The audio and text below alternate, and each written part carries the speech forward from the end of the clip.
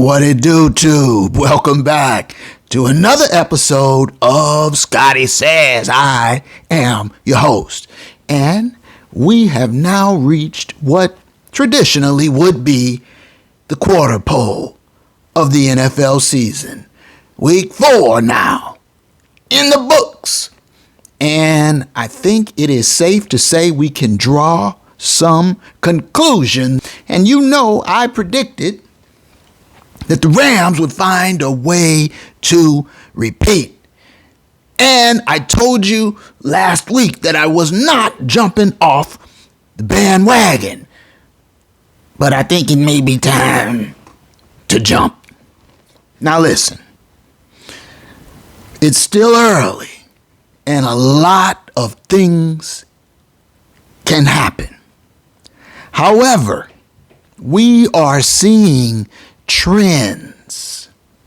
We are seeing patterns that are undeniable. And it appears clear to me that hubris has set in at the Palace in Inglewood. And specifically, I'm talking about Coach McWonder.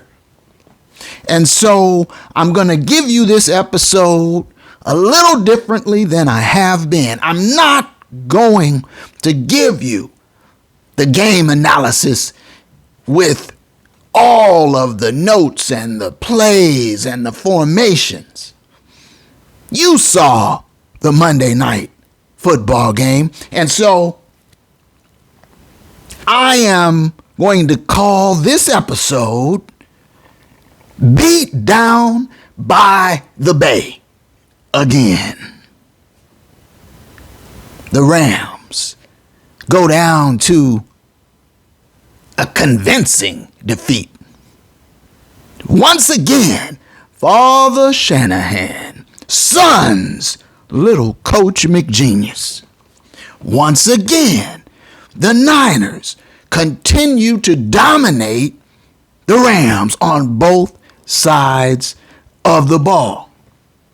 And once again, the Rams lose to them damn Niners. And so, after 7 straight regular season losses to them damn Niners, both home and away, with the only exception being that classic NFC Championship game that the Rams somehow managed to pull out to allow them to go on to the Super Bowl and win it all. With the exception of that victory, the Niners have completely dominated the LA squad for years now.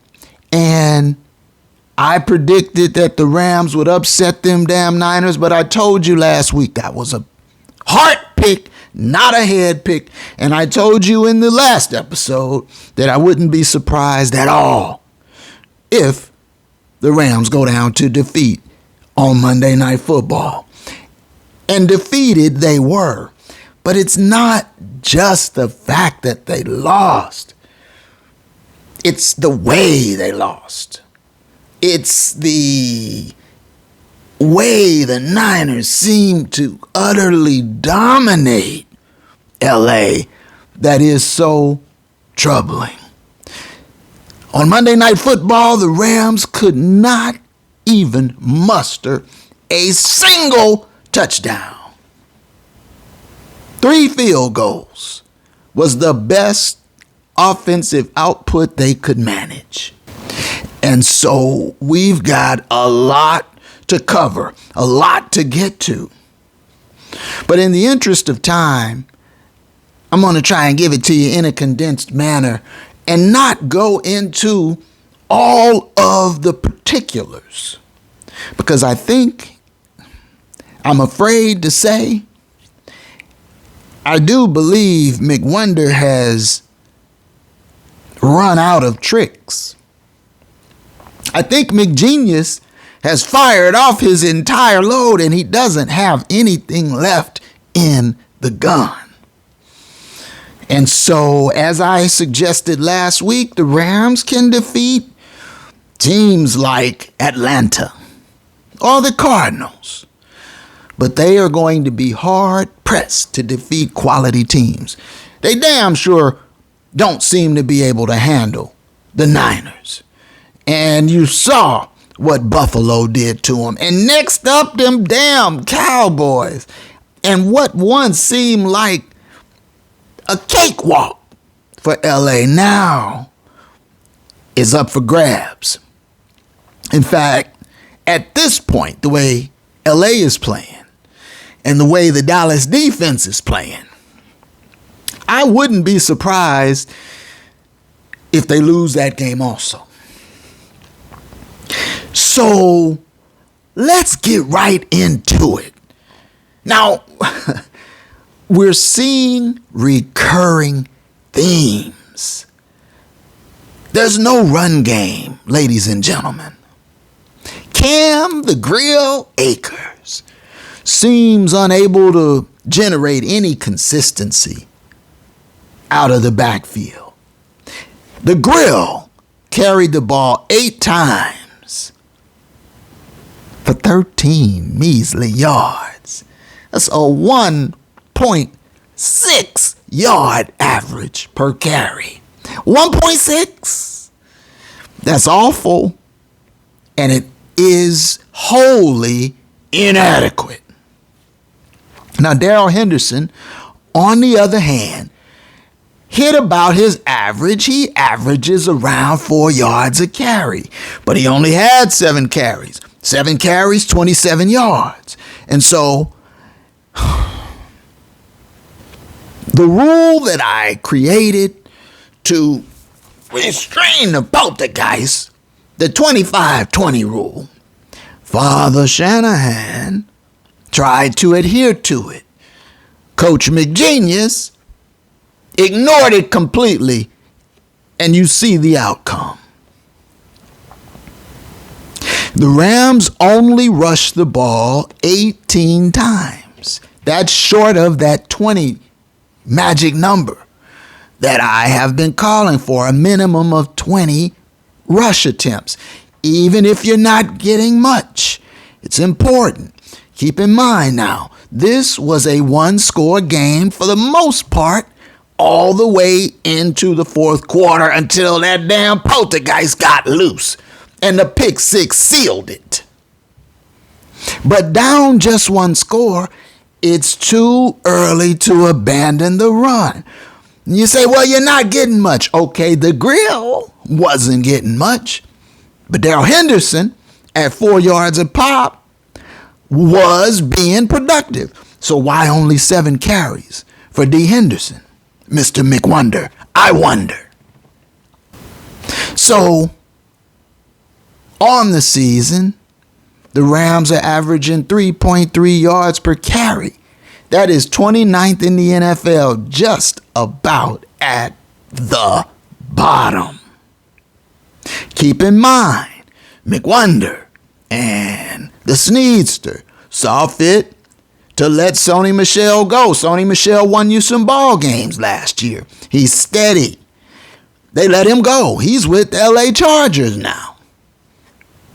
And Mcgenius seemed to think one of his proteges could be running back 3. He seemed to feel Jay Funk could be the 3rd running back. That's a grievous error. We'll get back to McVay's proteges a little later. So you can't run. Now, I know that the offensive line has been decimated by injury. And so they've been doing the O-line shuffle pretty much from the gate, from the opening game.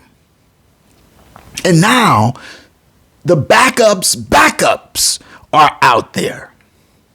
And so, of course, you're going to have issues in the run game and in the pass protection department with the O-line shuffle in full force. And yet, I wonder why McWonder hasn't been able to compensate. The Rams can't throw deep. Why? It's not just pass protection. Your wide receivers have been inept and non-existent with the exception of Soup. Super Cup is doing his thing as usual, but defenses now see all you've got to do is take away Soup and the whole thing shuts down. The Rams desperately need OBJ back in the fold, and we'll see if that in fact comes to pass down the line. But I can't help going back to one of my recurring themes. Why, Mr. McWonder, did you send away Bobby Trees? Why did you send away Robert Woods when you had a proven receiver, a core guy? You shipped him off believing that Stoney could replace him, that A-Rob, an unproven commodity, could replace him, that Van Jefferson. See, and that's my issue here with Mcgenius and with Sneedster. Hubris. You think you can just throw anybody in there? No. You've got a proven commodity like Robert Woods and you ship him off unceremoniously for a ham Sammy. I think they got a 6th round draft pick for Bobby Trees. And you believe that Van Jefferson, who has yet to play, who hasn't proved, he didn't prove it last year when he was on the field. Now you believe he's ready to step in and replace Bobby Trees? Well, he hasn't even been on the field. You believe? In what drunken stupor state were you in, Mcgenius, to believe that Stoney, Hands of Stone, could replace Robert Woods? Are you mad? Sneedster, were you as well in a drunken stupor to believe the Stone Hands could replace a proven commodity in Bobby Trees? Now you're seeing the repercussions of your choices. Hands of Stone shouldn't see a down off special teams. And I told you this from the beginning now. I didn't just arrive at this conclusion. I've been watching. He was Stone Hands last year. And you thought, Mr. Mcgenius, you somehow felt that you could hide Hands of Stone by being slick and shifting him into the backfield as a fullback. You thought you could hide that liability? No, you can get away with it against the Falcons, and you barely got away with it against Atlanta. You can get away with it against the Cardinals. But you're trying to defend a championship in the NFL against the upper echelon teams with Stoney. You must have had some kind of a mental lapse to believe that this was feasible. Hands of Stone is not a starting NFL caliber wide receiver, no matter what you want to think. So the Rams had 0 pass plays over 20 yards versus San Francisco. Stoney dropped what would have been an easy touchdown for Bobby Trees. Dropped it and then fell down. Are you kidding me? Are you serious right now? You combine that with the O-line shuffle.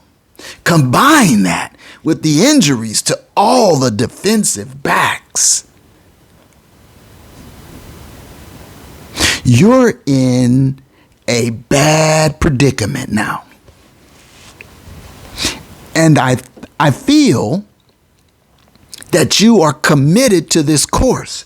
See, it would be different if you were willing to reverse course and change up, back off these mistakes. But I feel like your hubris has become obstinance, and you're determined now to go this path. Mr. Mcgenius, you thought you could hide Stoney by putting him in the backfield as a fullback. And you've got the butt fumbler Sanchez and some of these media types, Dan Orlovsky. He's another one who does the safety dance. You've got these types of individuals applauding Stoney. Oh, Stoney, Stoney, Stoney. We love Stoney.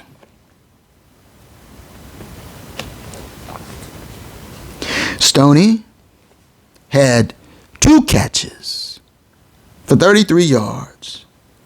He dropped a touchdown and missed several blocks. He's not an NFL caliber fullback either. So now, in your attempt to hide your first error, starting Stoney at wide receiver, you've compromised your run game because this guy can't provide consistent blocks from the fullback position. He doesn't even want to do it. You've compromised your pass protection. There's a way out, Mr. Mcgenius, but you've got to be willing to backtrack, change course. The answer, with all due respect, McG, the answer is you must insert Lance McCutcheon into the wide receiver starting rotation. You must do it. You need energy. You need a guy with sure hands, not stone hands. You need a guy who can take the top off the defense. Lance McCutcheon, on all of those counts, is the answer until you can get OBJ back. And then with Lance McCutcheon and OBJ and Soup, you've got something. You add in Van Jefferson, we'll see what he does or doesn't do. I'm not sure about that. But at least at that point, if you can get OBJ back, if you elevate Lance McCutcheon to a starting wide receiver across from Soup, and then you insert Van Jefferson when he is healthy, and you continue to try to figure out a way to incorporate A-Rob. I don't know what the deal is with A-Rob. A-Rob. Allen Robinson had two catches for 7 yards. 2 catches, 7 yards. It's paltry. It's measly. It's pathetic. And so you think you're going to win in the NFL with that kind of production from your wideouts? You're out of your mind. And so we see these recurring themes. Now, factor in on top of it, you've got a haunted quarterback. Yes, it's not just the palace in Inglewood that's haunted. It's wherever Matty from the D shows up, because it's him who's haunted. The poltergeist travels. And he was at the San Francisco game on Monday night also. You saw what happened. Poltergeist strike, pick 6. And there were 2 more poltergeist strikes that the San Francisco defenders targeted them.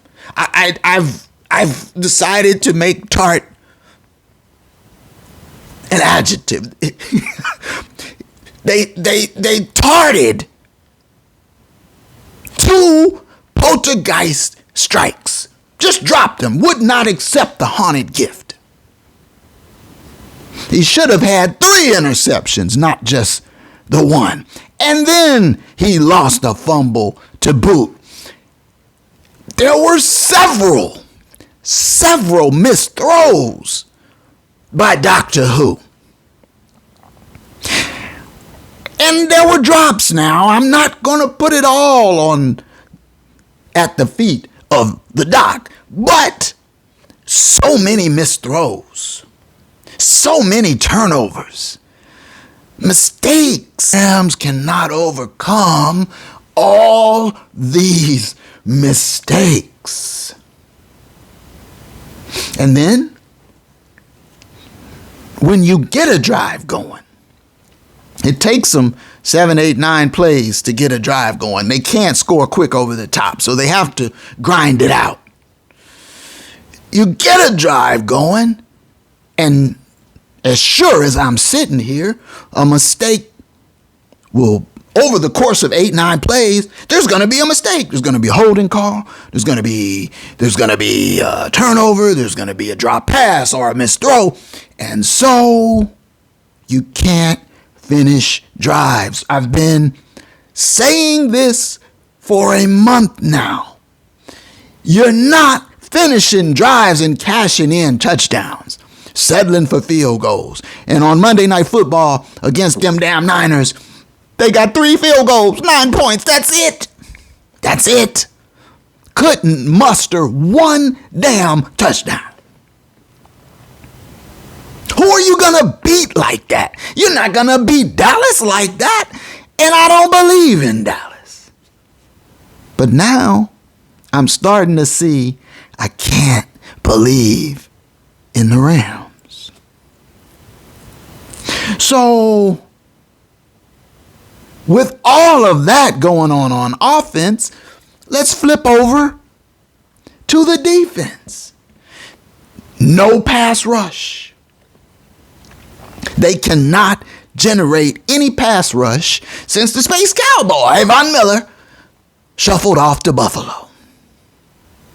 So you need running back help. But you let Stoney Michel walk. Did you believe Jake Funk was going to fill the bill? You need wide receiver help. But you let Bobby Trees walk. No, you shipped him off. Did you believe Stoney and Tutu were going to fill the bill? You need a pass rush. So they need to get to work, the Sneedster in the front office. Because what you have now is inadequate to defend the title. You can't do it with this substandard talent. And then look at your O-line. It's a shambles. It's decimated. Big Whit Modi is gone. No Go Boom is doing the best he can, but with all the shuffling and injuries on the line,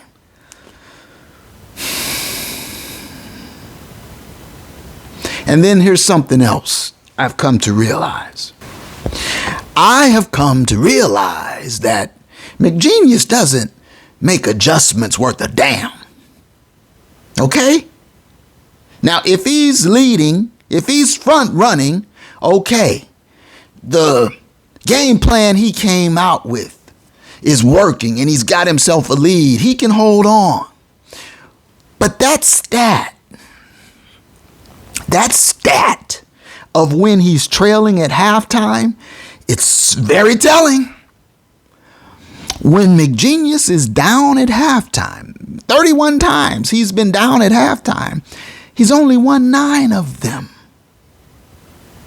He's 9-22 when trailing at the half. What does that tell me? It strongly suggests the man is not good at making adjustments. When the original game plan isn't working, he flounders. He doesn't know how to go in at the half and come back out with a different strategy. Houston, we got a problem. LA is averaging 4.7 yards per play. That's 31st in the league, 31st out of 32 teams, right at the bottom. LA has only mustered 3 points in the fourth quarter all year. 4 games, 3 points in the fourth quarter. They don't close worth a damn. They can't finish off drives with touchdowns.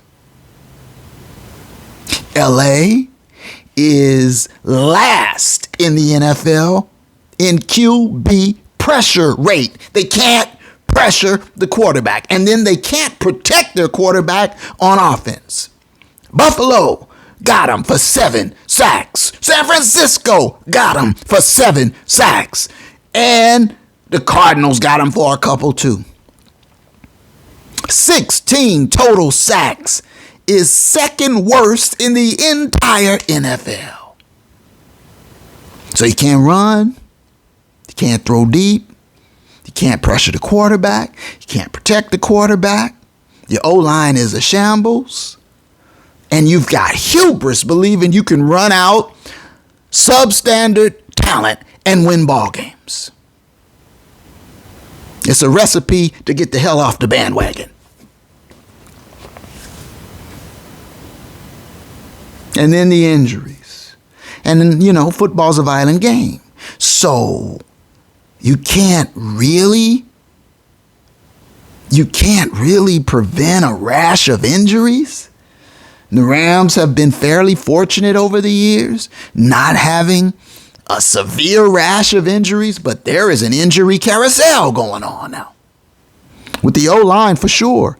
And the center, Coleman Shelton, went down in the 49er game. High ankle sprain. He's out 4 to 6 weeks. So the O-line shuffle must continue. The DBs, I don't know what is going on with the injuries to the defensive backs, but safety Jordan Fuller, hamstring. Now he's out 2 to 4 weeks.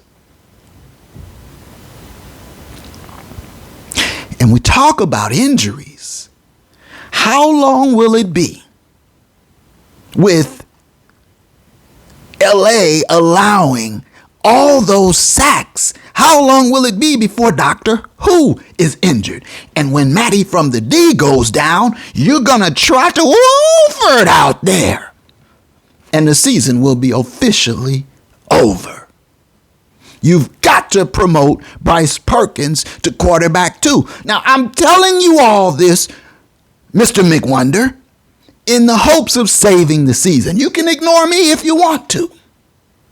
You may not make the playoffs at this pace if you don't heed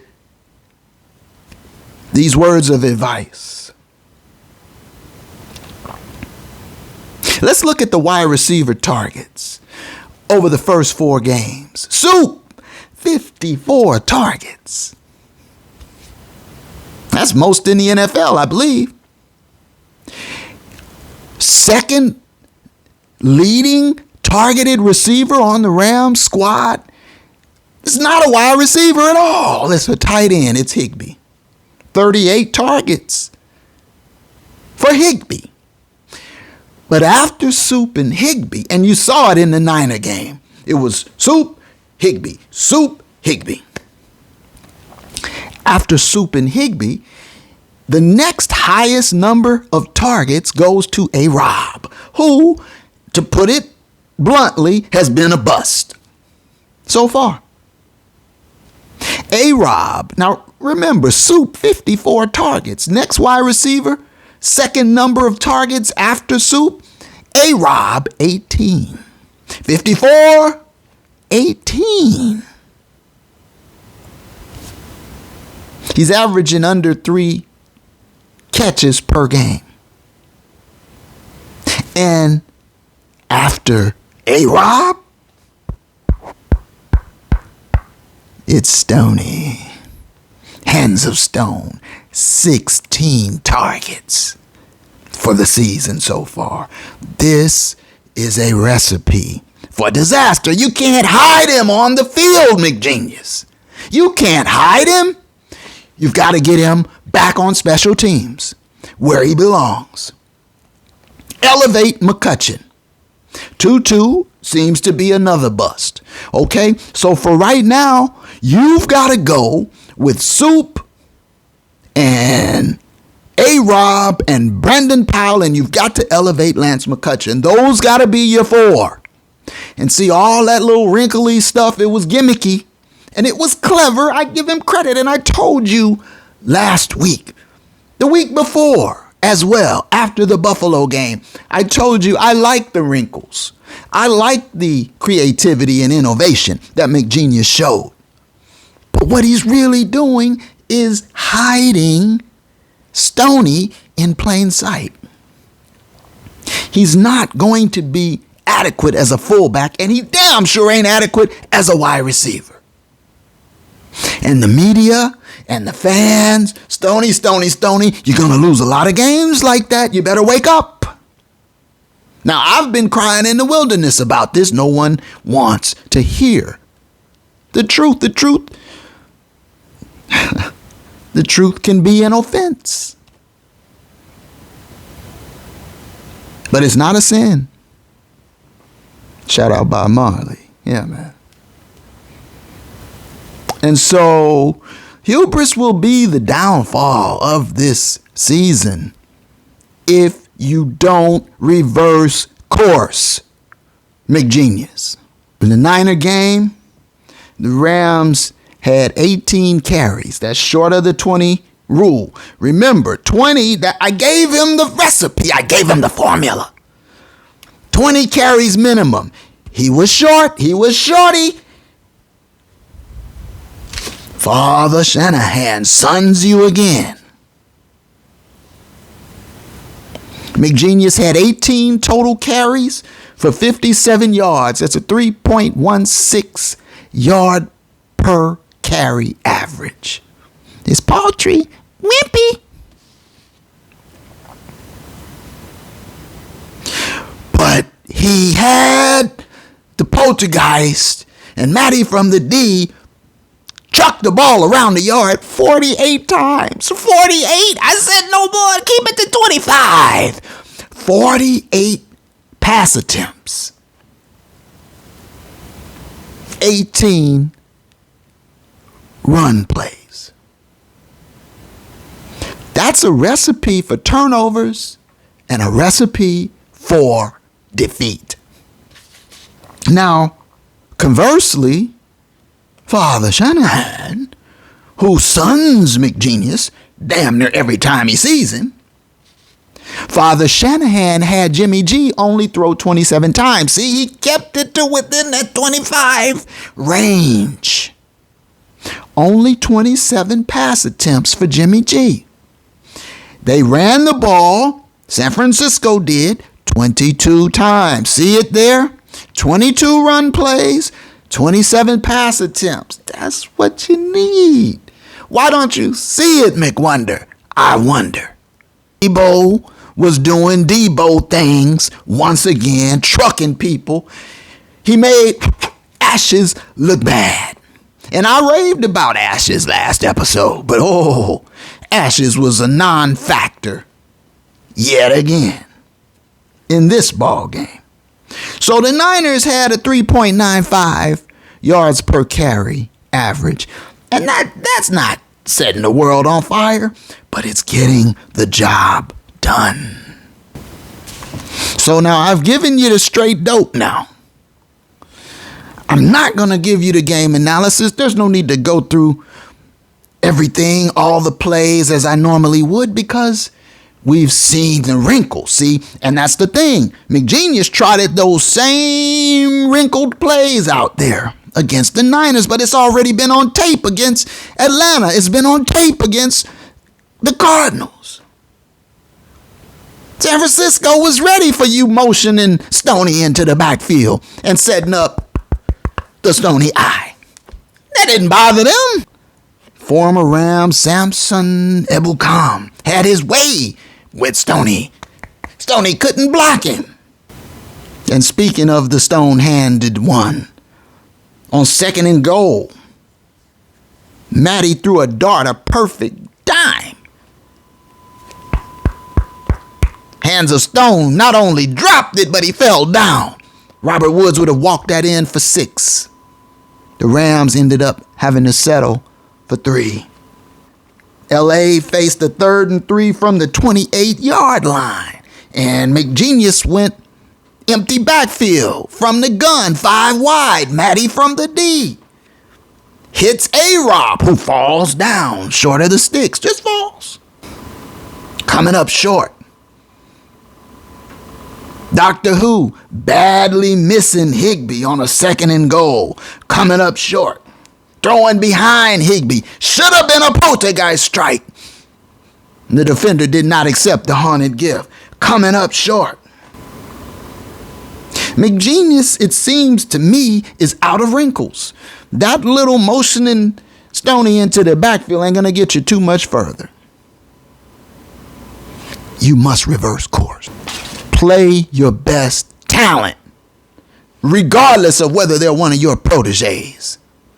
McVay's proteges ain't that good. I'm not going to go into the game analysis. I have pages of notes.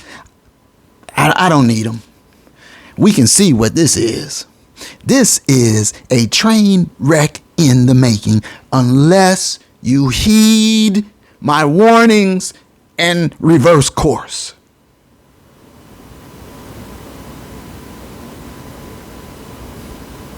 And so next up, them damn Cowboys. We go from them damn Niners to them damn Cowboys. And I'll be damned if they might not lose that too. I can't pick them to win it, because I don't believe Mcgenius will heed the lessons. You need to stay with Darrell Henderson. Stop this by committee, but Cam the Grill gets the majority of the carry. Stop it. Let Darrell Henderson be your primary guy. He's got a 4-yard per carry average. Let him be your number 1, since that's all you got. Sneedster, work on bringing in a running back. Work on bringing in a wideout who can stretch the defense. Work on bringing in a pass rusher. You got work to do, Sneedster. So, I'm a little troubled by it all, because I had high hopes for a title defense, and I see it going up in ashes. Pun intended. And so, until the next time, my folks, which won't be too much longer from this time, you can rest assured of that. Throw me one of these. Throw it to me now. Please subscribe if you haven't already. Click the bell so you get notified when I drop the next video. And leave me a comment. Let me know what you're thinking. Do you see it? Am I all alone? And until then, my friends, one love.